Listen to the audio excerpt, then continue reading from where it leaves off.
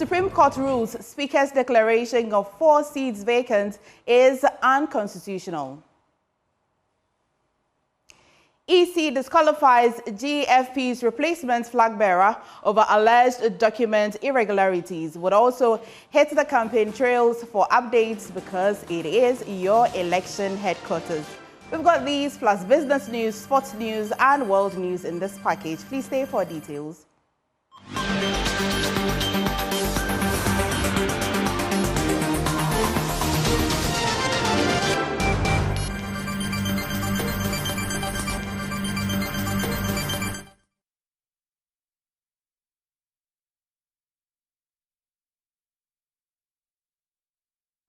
Welcome back. And in our first story, the Supreme Court has, by a 5-2 decision, ruled that the Speaker, Alban Bagman's declaration of 4 seats as vacant is unconstitutional. At a brief sitting earlier today, Chief Justice Gertrude Tokono said the Speaker's declaration cannot hold. According to her, the reasons for the verdict will be provided on Wednesday, November 13th, 2024. We've been speaking to NPP MP for Tafo, Eko Asefwa, and the NDC's MP for South Dine, Roxton Nelson Dafiamekbo.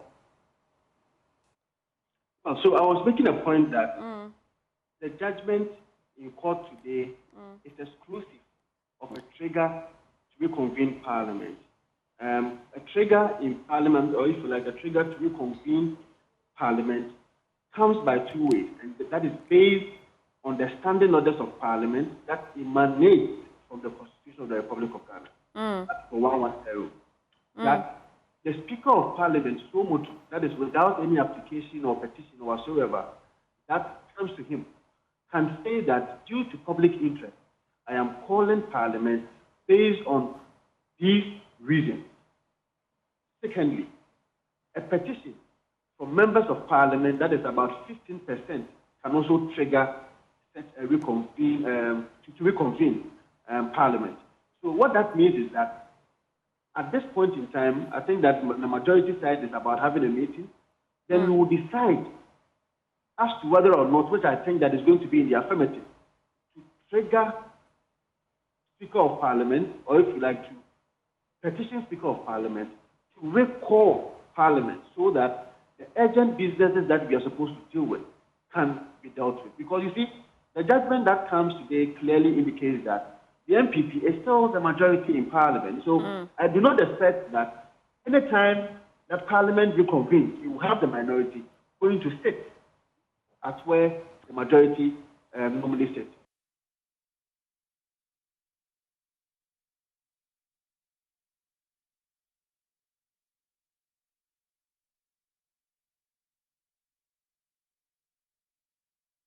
I am sad by the decision of the court. I think the court fell into an error of some law. What is the evidence for the court? Is the court saying that Cynthia Morrison is not running as an independent candidate in Aguna West, even though she's presently the MPP-sponsored member of Parliament for Aguna West? Is the evidence before the court that the independent member for Komina now is the sponsored candidate by the NPP under their symbol and colors for Komina? Is the court saying that the evidence that Kodjo Samoa, by Kodjo Asante, who is the NPP-sponsored member of Parliament for Sumu, is now an independent candidate? So unless I see the reason, I don't know what the court is saying. In any case, a decision has to be taken by Parliament to give effect to this ruling. Lawyer Kweku Painstil has also been reacting to this ruling. I mean, the long and short, let me put it this way. Does the Supreme Court lack jurisdiction? With argument, argument on, and the whole thing become an academic exercise. The short of the matter is that whatever reason that the minority, which are the 2 judges, have for taking the position that they took or they have taken, the position is clear now that the 4 MPs who were removed by the fiat or the order or the ruling of the Speaker Speaker are entitled to return to Parliament. Obviously, I mean, the issue as to whether even the Supreme Court is the proper forum and so forth and so on is very moot. It's only useful as an academic exercise, at least for now. Because once the same Supreme Court has taken the decision by the majority, that remains until possibly some future date that the Supreme Court may wish to reverse itself on that finding that they made. So what is of practical importance is the fact that, the Supreme Court has ruled in the majority and the two have disassociated themselves. But like I'm saying, because the actual reasons that they gave are not available to us, it would appear to me that what the minority decided was more about procedure, which is, of course, also part of the processes of the Supreme Court.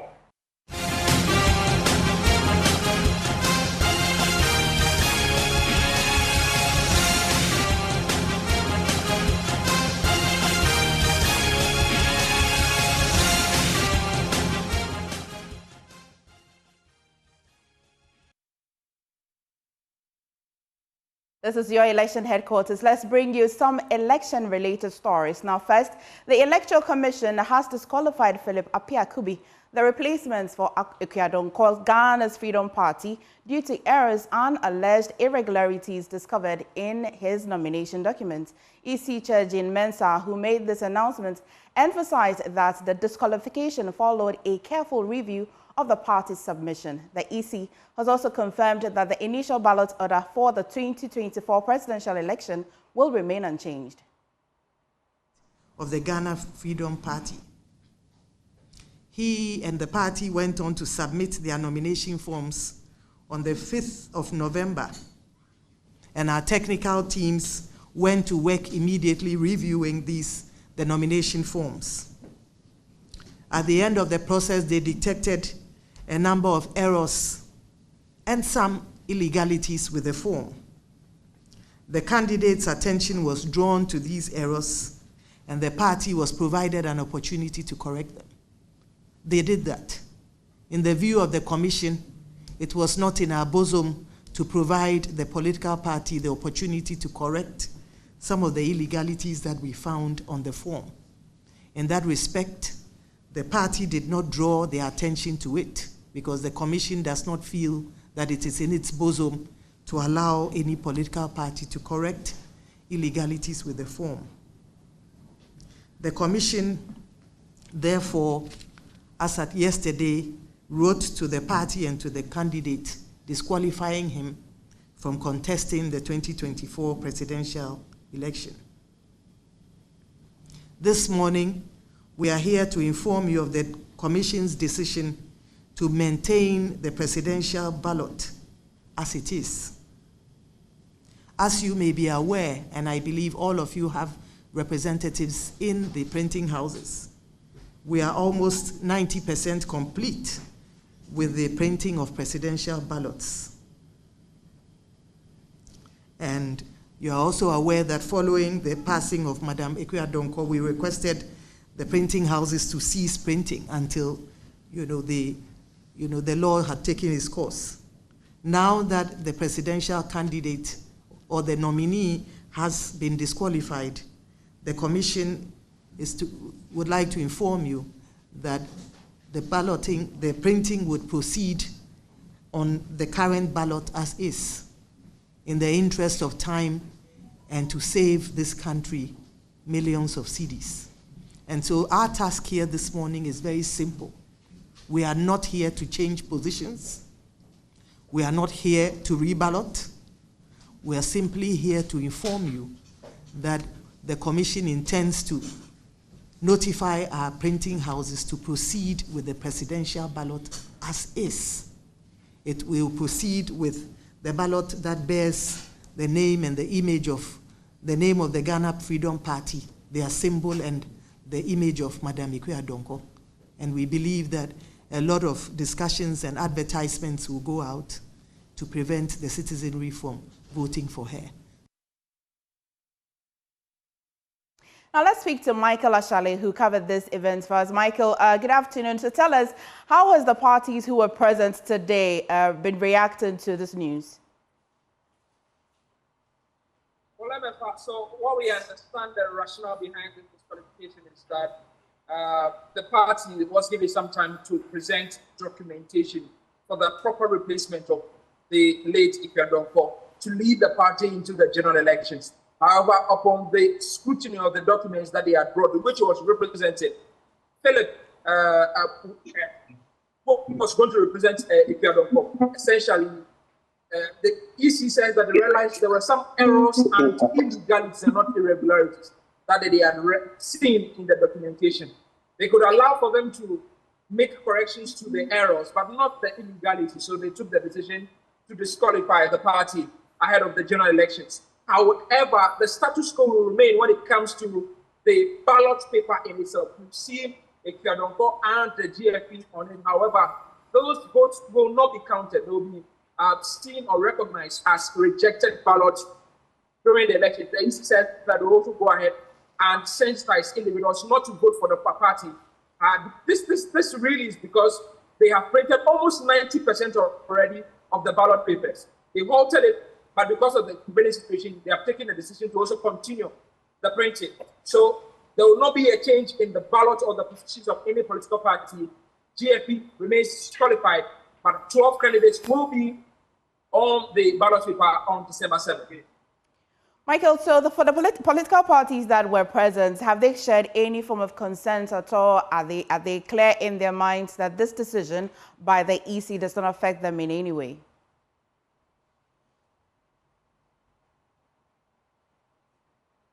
Hi, Michael. Hello, if I can hear you. Perfect. So I'd like to find out whether the political parties that were present today, be the NDC, the NPP, and the other parties, whether they shared any concern at all, or if they have any form of reservations at all as to the decision of the commission. Well, we heard from the NDC and some other political parties that were present at this IPAC meeting.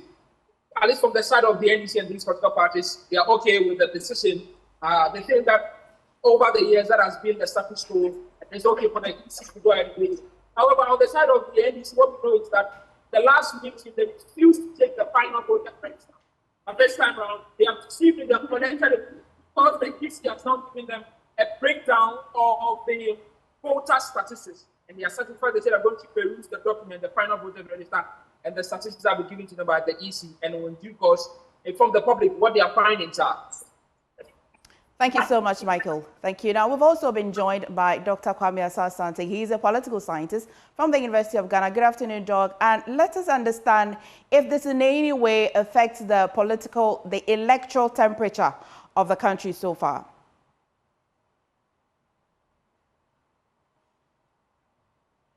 Hello, Doc, if you can hear me. Yeah, can you hear me, please? Yes, we can. Thank you for joining us. I'm saying that nothing would change that much. The status quo will virtually remain, and that we are going to have, this is not going to affect voter choices in any way.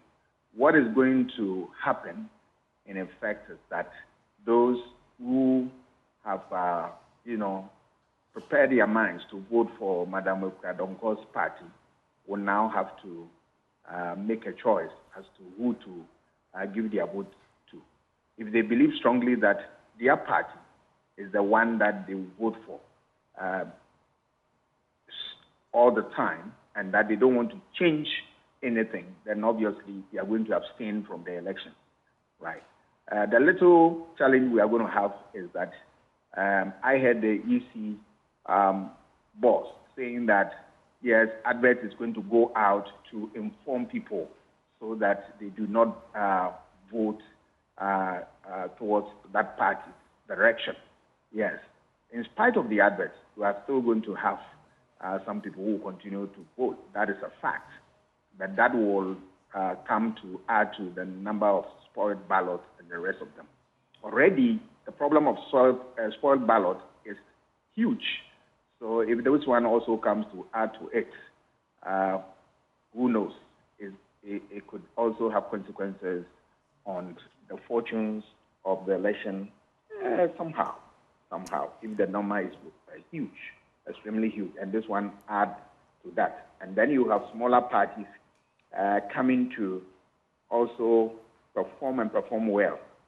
Then we are likely to see some changes. But let's wait and see. Right. Doc, so I'm curious though. I would have thought that because this candidate is a vice presidential candidate for this party, the information that were already provided would have been rolled over. I know that this is more of a concern for the EC. They have said that they are not going to discuss the legalities of this matter. But let me in, I'm quite curious about how a person is disqualified now. Does this mean that the information that he provided would have been far different from what he provided at the time that the candidate who had passed was alive?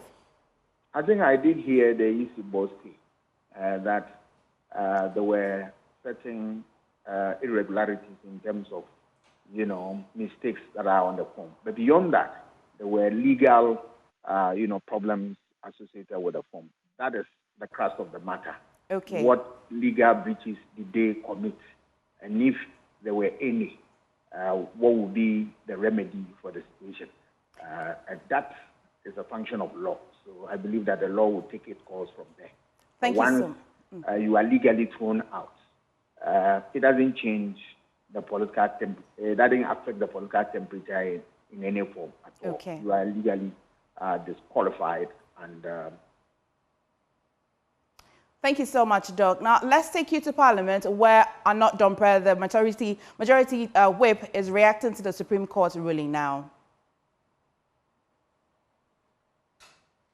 Future Parliament will still make very good reference to this ruling because it's so important.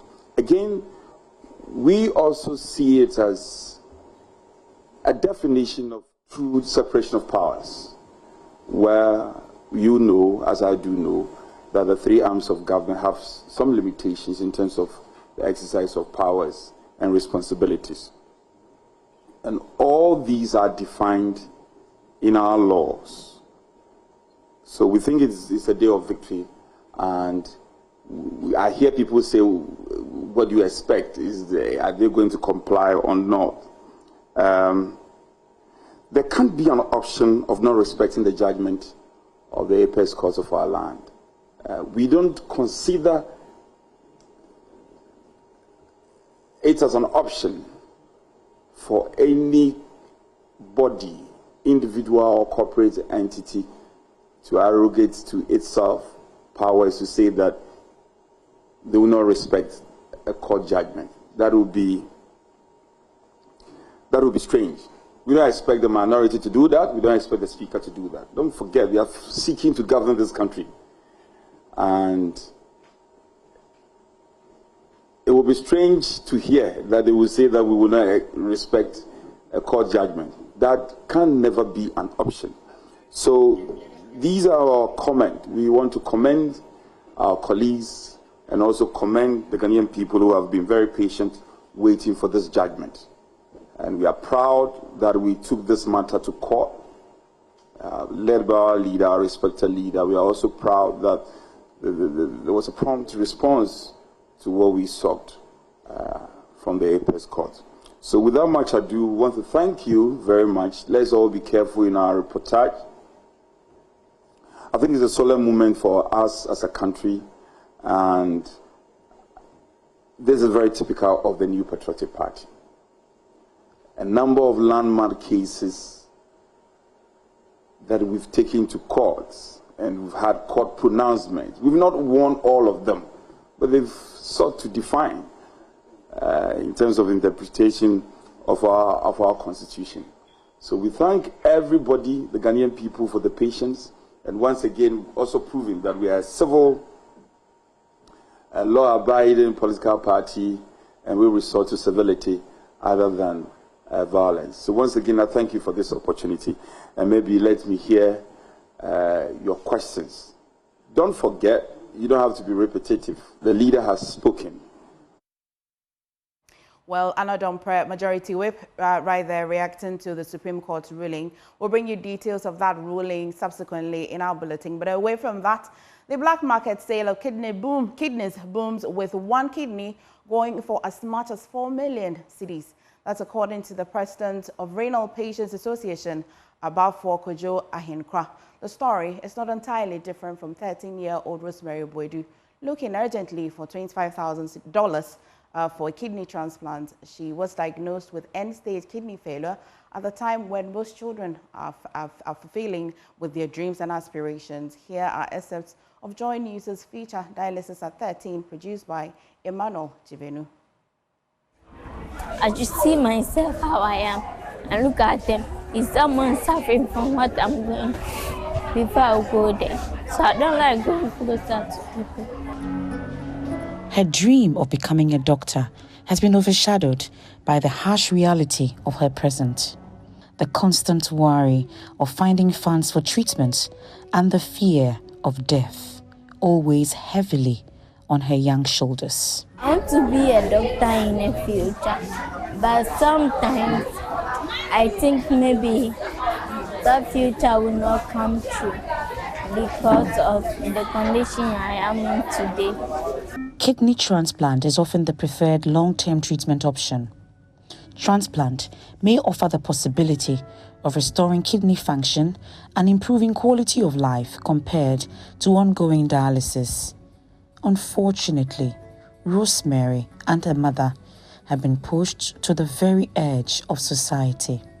To even afford 1 square meal a day is a luxury, let alone afford to foot for a transplant. But they remain hopeful in the face of adversity. I'm say on 10 or make me a man what on this or more transplant. A man, it's your more transplant and a home beton. Na machine with Usha on to me that so sa copem tema. Baby, over to me a frame. For now, I need help for transplant because I would not like to be on dialysis for the rest of my life. In this situation too, it's not that being on the dialysis will help the kidney to work again and less transplant. So I'm pleading with people to help me to do transplant. My mother cannot afford that money, my father cannot. Family members alone too can also not afford. So I'm pleading with everybody to help me to do transplant and stop dialysis. Nti oko machine so no na enkoro omo wo so no omo do so wo so pa na sese aka ono nko an.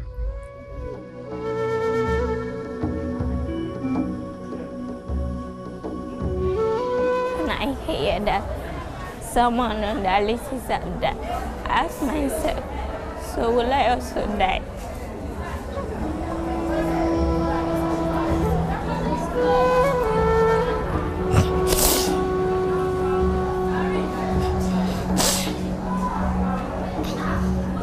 Emmanuel Jivenu's report for JoyNews.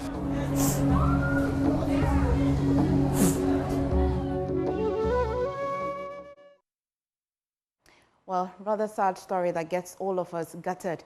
But there's good news. Chief Executive of Engineers and Planners and Jetta Cement, Mahama, has paid the full $25,000 needed for a kidney transplant to save the life of 13-year-old Rosemary Boydu. Now, it's exactly 4 years since the passing of the former President Jerry John Rawlings. His party, the National Democratic Congress, has marked the day with a commemoration at the party's headquarters at Adabraka. Collins Frimpong is joining us with updates. Good afternoon, Collins, and if you can hear me, what can you report?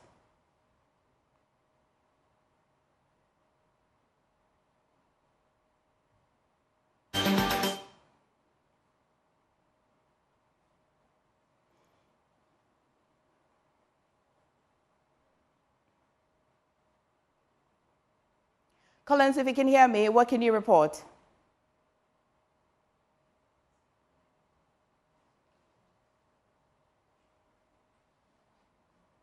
Collins, hopefully you can hear me. Kindly unmute. Hello, Mefa, can you hear me? Perfect. Please tell us what you can report.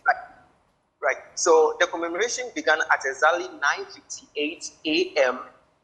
In order to observe a 2-minute silence for late President or former President Jerry John Rawlings. So the program in Accra was held at the headquarters of the National Democratic Congress, NDC, and some of the party leaders were present, led by the Deputy General Secretary, Barbara Asamoah, and also Vice Chair of the NDC, as well as the Member of Parliament for Gwim constituency, Kofi Adams. But former President and also presidential candidate for the NDC, John Dramani Mahama, as well as the National Chairman of the party, Stephen Ketia, and difficulty with the General Secretary of the party were not present because of the various campaign polls that they are all having.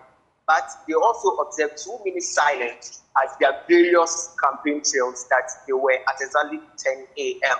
So after that 2-minute silence, there was also a floral tribute for Jerry John Rawlings, where it started with Barbara Asamoah, who is the Deputy General Secretary of the party, who placed flowers on the pictures of Jerry John Rawlings. Then we had Vice Chair of the NDC, Kofi Ato, who also did the same, as well as that of Senator Rawlings, who came in to place a flower on his father's pictures, or beside his father's pictures. Afterwards, a series of speeches were delivered. Kofi Adams, who is the Member of Parliament of Gwim constituency, as I stated earlier, delivered a speech, as well as the Vice Chair of the party. Senator Rawlings also delivered a speech. For Kofi Adams, he made mention of the fact that the party needs to revisit the June 4th tenant that was instilled in the party in order to bring development to the people. We also advise the people to go with not to be selfish, as Jerry John Rawlings was when he was alive, and as he instilled in them. Senator Rawlings also spoke and delivered a speech on behalf of his brother and also the entire family.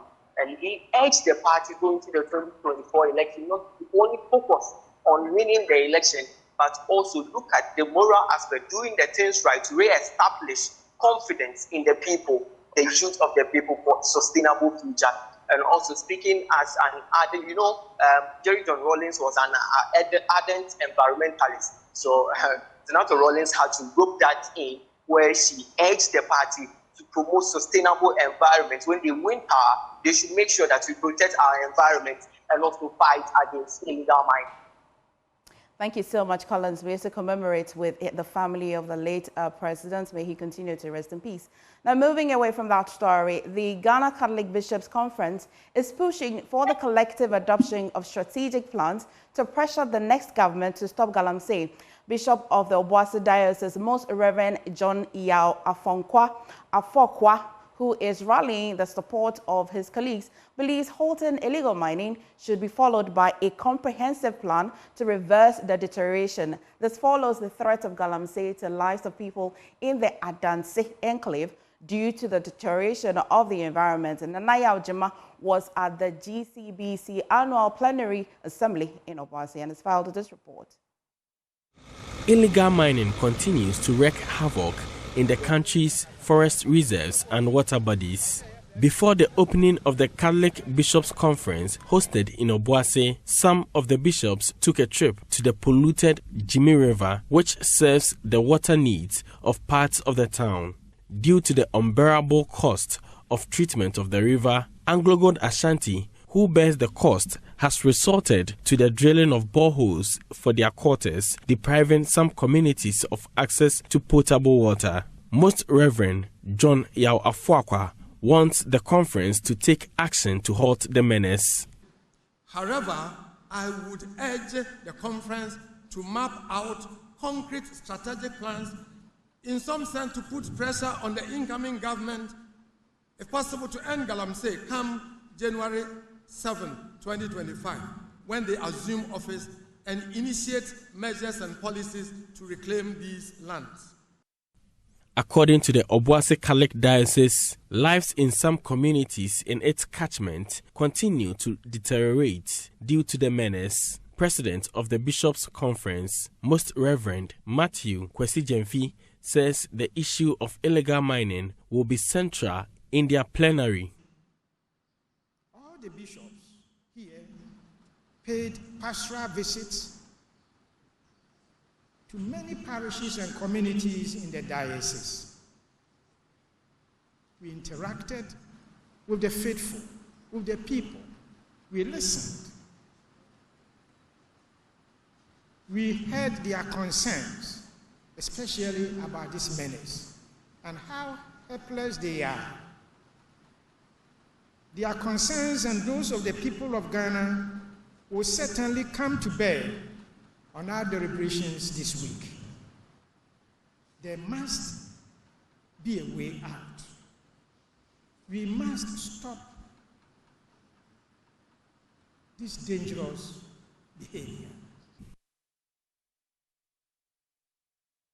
Now, about 70 second cycle schools and students across the country have been awarded exhibiting innovativeness and successfully undertaking sustainable agriculture projects. Cosmos Innovation Center championed the 2024 School Farm Competition under the theme Unveiling the Next Generation of Agricultural Leaders to celebrate youth leadership in sustainable agriculture. After a vigorous process of creativity and entrepreneurship in agriculture, Tamale Girls Senior High School emerged overall best SHS and Okanta Presbyterian Basic School at the best junior high school. Here is a report by Clinton Yeboah. In an exciting moment, young talents and schools converged at the KNUST for the 2024 edition of the School Farm Awards ceremony organized by Cosmos Innovation Center in partnership with MasterCard Foundation. Through 4 monitoring stages, 400 active schools battled to keep the agricultural project enduring for the ultimate prize. The competition aimed to inspire a generation equipped to advance Ghana's agricultural sector through innovation and resilience. Executive Director of Cosmos Innovation Center, Benjamin Jan Kessie, says the 2024 KIC School Farm Awards is an inspiring testament to the potential of Ghana's youth and the power of agriculture as a force for innovation and opportunity. By fostering an early interest in agriculture among junior high and senior high students, we are empowering the next generation to see the sector as a dynamic field where they can make a difference through this program. Students are gaining essential skills in science, technology, and practical farming. But they are also learning invaluable lessons on teamwork, leadership, problem solving, skills that will serve them well in any path that they choose. This year, Cosmos Innovation Center took over the program from Blue Skies Foundation, awarding winners of the competition with prizes ranging from trophies, cash prizes, plaques, sprinklers, certificates, tablets, computers, and farm equipment. Vice President of Ghana Society of Agribusiness Scientists, Professor James Osei Mensah, says it is important to assist young people identify viable opportunities in agriculture and agribusinesses. KIC and its partners continue to play a significant role in the training and the equipment of the next generation of agribusiness entrepreneurs. The school farm competition, as you and I know, seeks to create a change in the mindset about seeing agriculture as a form, not as a form of punishment, but as a viable economic alternative. Programs Manager at KIC, Terence Tiena, disclosed that this year's edition scaled up because of the successes accrued from previous editions. So we had to scale up twice the initial number and also ensure that we have more girls' schools participating in this program and also building the interest among special schools to take advantage of this initiative. We also place high emphasis on youth leadership. So we want children to take the lead. So they own the farms. The farms are not owned by teachers or the schools. They only serve as facilitators to the initiative, but the whole innovation at the school level is owned by the students. Winners from Tamale Girls Senior High School, overall Best SHS, and Okanta Presbyterian Basic School, overall Junior High School, are excited of the new feat they have achieved. So it has given me an entrepreneurial ideal mindset. So it's no wonder our school also won the Entrepreneurial School of the Year, including all the secondary schools. We are really, really excited because this is not an easy task. It's like a national competition. So we coming all the way from Tamale and taking like the trophy, Chalet, is not an easy task. Reporting for Joy News, my name is Clinton Yeboah. You're watching Joy News Today. We'll be back shortly. Please stay for business.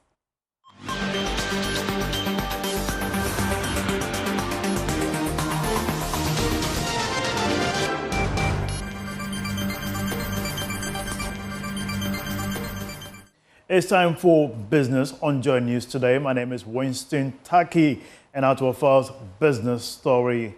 More players within the aviation sector are describing Ghana's aviation safety as one of the best in Africa. According to the captain of Ethiopian Airlines' new A350-1000 aircraft, Frimosa Chala Grosso, Ghana remains a preferred destination for the sector on the continent to thrive. Africa is growing, so we're into tourism and also the trade in Africa is growing, so we have to have good air connectivity. So good air connectivity, Ethiopia provides around 133 destinations. So for Africa, it's like a gateway to the world. So we can like build a trade like export. We can have like this one is around 40 tons more cargo compared to the Dash 900. So we can have more cargo to export and more premium passengers. Earlier we already have 13, so we really have like more space for the passengers. And it's also a boost, to see the last aircraft in the market of being operated in Africa by itself is like a moral boost for Africans. Now, moving on, international tech company Yango has presented brand new motorbikes to its courier partners in appreciation for their immense contribution to the rapid growth of the business in Ghana.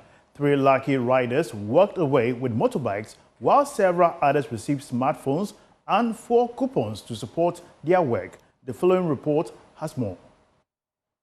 Yango Delivery, a part of the global tech company, held a courier appreciation event and awards to celebrate some of its performing couriers of its delivery partners. In recognition of their exceptional service, the company presented motorbikes and smartphones, as well as fuel coupons to some of its courier partners. General Manager for Yango Delivery, Emmanuel Kodia, spoke to journalists at the event.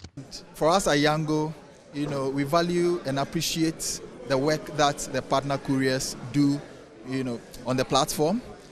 So we took this opportunity to execute a grand event to really express our profound appreciation for 400 top performing partner couriers on the platform. This year in particular has been very great for Yango. Our growth trajectory has been very, good. So we thought it wise that the key stakeholders that have been pivotal in this growth and success, we would have this celebration, for. One of the beneficiaries spoke to Joy Business. He expressed his gratitude to Yango. So happy, unfortunately last month I lost my motorbike. So with this new motorbike, I can work more and earn more for myself and also for the family. I'm so happy about it. About that one, the major thing I take home is being extra careful on the road, avoid overspeeding and all that. That's my own take. Yango has also signed a partnership with Provident Insurance to provide insurance cover for its courier partners and drivers on the app. We have more business update for you on the marketplace at 1 p.m. My name is Winston Taki. Sports is next.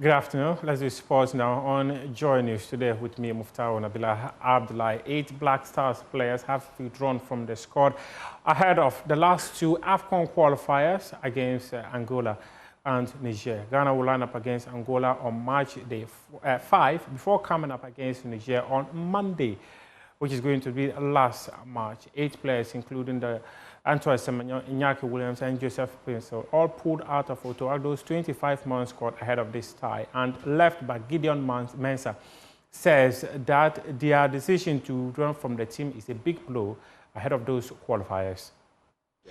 For me, I think, first of all, every player in the national team is very crucial to the team. And then obviously we have players that we are always looking up to see in the national team, and we have players that are also there to support when the other players are not there. I mean, it's a big loss for us, but also at the end of the time, at the end of the day, we still have a team to cover up. And then I'm not really scared about that. But like I said, everybody's crucial to the team, so one is not there, one is ready to play. So, yes, I mean, like I said, we are made for this. The journey is always not going to be smooth.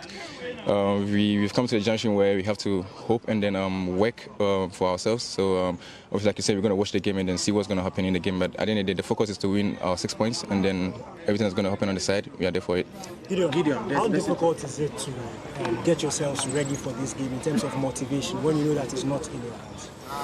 I think the motivation is always the football that we play. I mean, we have good people here in Ghana who support us every day and then every time that we play.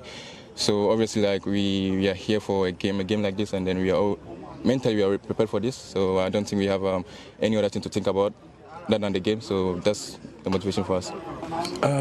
Yeah, I mean, I think this question is, I mean, even if we were performing very, very good in the national team, we're still not going to be like the performance in our club, because obviously, like, you're playing a club where you've been training for like the whole season together, and then every day, and then you come to the national team and then you have like 3 days, 4 days to train, and you have a game, and then obviously, like you said, it's not always going to be the performance but I know that every player here in the national team is ready to fight for the country and then ready to fight for the shirt. We may not always get it how we want it to go in the game, but I promise you that we're always working to get what the results that Ghanaians want from us.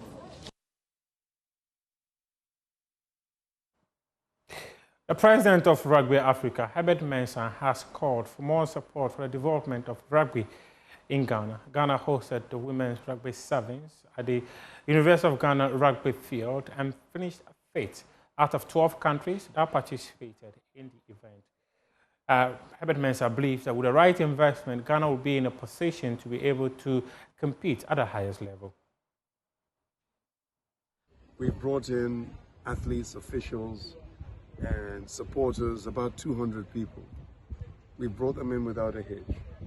We've hosted them and shown them that we have a level of hospitality that is unique in Ghana. There is no link between this and the African Union Games.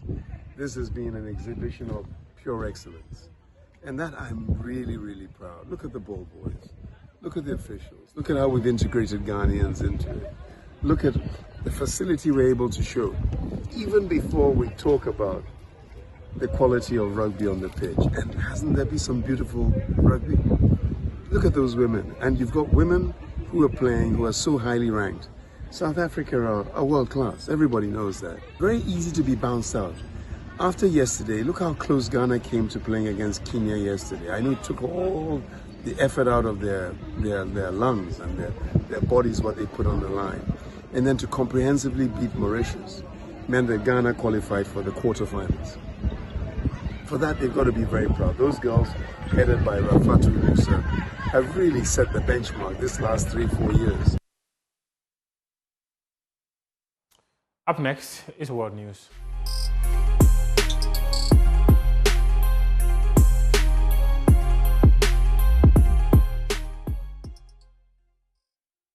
Hello there, good afternoon. Welcome to the Showbiz segment with me, Jacqueline and Samar Yabua. Well, to our story for today, South African musician Tyler made waves and stole the spotlight at the 30th MTV Europe Music Awards in Manchester on Sunday, proving that she's here to make a splash too. Well, Tyler bagged not one, not two, but 3 awards, outshining some of Afrobeat's biggest names. We have more in the following report.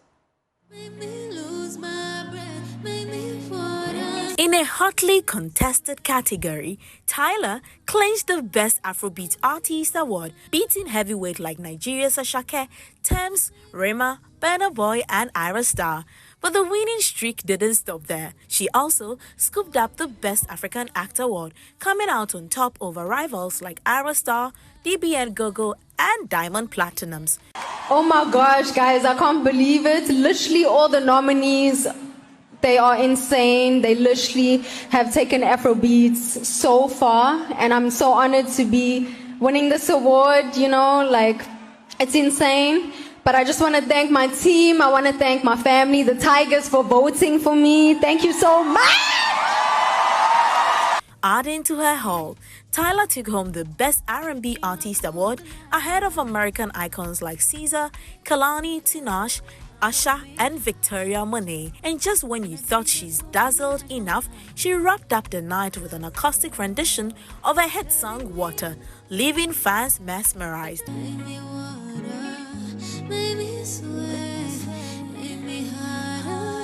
Meanwhile, it was a tough night for Ira Star, who was nominated in 4 categories, including Best New Artist. But she didn't walk away with any wins. Earlier this year, Tyler also made history by sweeping past Nigerian artists to win the first ever Best African Music Performance Award at the Grammys, followed by another Best Afrobeat Artist win at the MTV Music Video Awards. It's clear that Tyler is rising fast and breaking barriers, proving she's not just riding the Afrobeat waves, she's leading it. For Joy News, I'm Jacqueline Ansama Yaboa.